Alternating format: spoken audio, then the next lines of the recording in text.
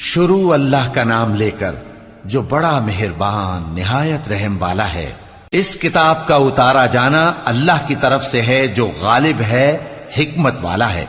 اے پیغمبر، ہم نے یہ کتاب تمہاری طرف سچائی کے ساتھ نازل کی ہے، تو اللہ کی عبادت کرو، یعنی اس کی عبادت کو شرک سے خالص کر کے۔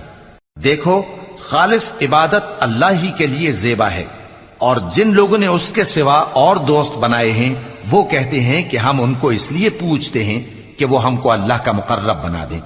تو جن باتوں میں یہ اختلاف کرتے ہیں اللہ ان میں ان کا فیصلہ کر دے گا۔ بے شک اللہ اس شخص کو جو جھوٹا ناشکرا ہے ہدایت نہیں دیتا۔ اگر اللہ کسی کو اپنا بیٹا بنانا چاہتا تو اپنی مخلوق میں سے جس کو چاہتا منتخب کر لیتا۔ وہ پاک ہے، وہی ہے اللہ جو اکیلا ہے، بڑا زبردست ہے۔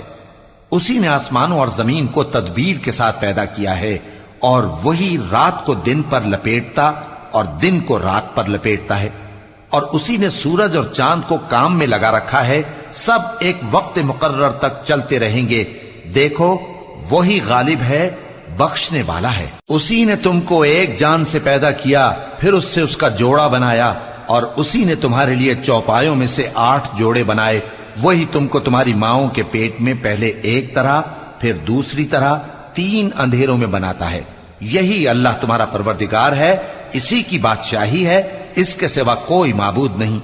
پھر تم کہاں بہ کے جاتے ہو؟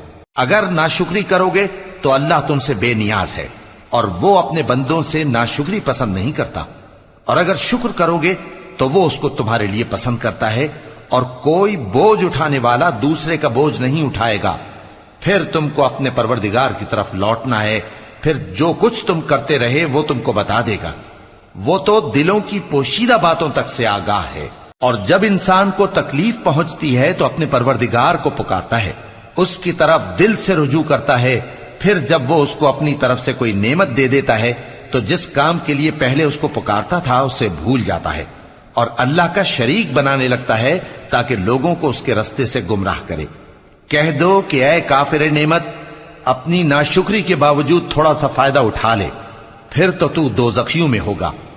بھلا مشرک اچھا ہے یا وہ جو رات کے مختلف اوقات میں زمین پر پیشانی رکھ کر اور کھڑے ہو کر عبادت کرتا اور آخرت سے ڈرتا اور اپنے پروردگار کی رحمت کی امید رکھتا ہے۔ کہو، بھلا جو لوگ علم رکھتے ہیں اور جو علم نہیں رکھتے، کیا دونوں برابر ہو سکتے ہیں؟ پس نصیحت تو وہی حاصل کرتے ہیں جو عقل مند ہیں۔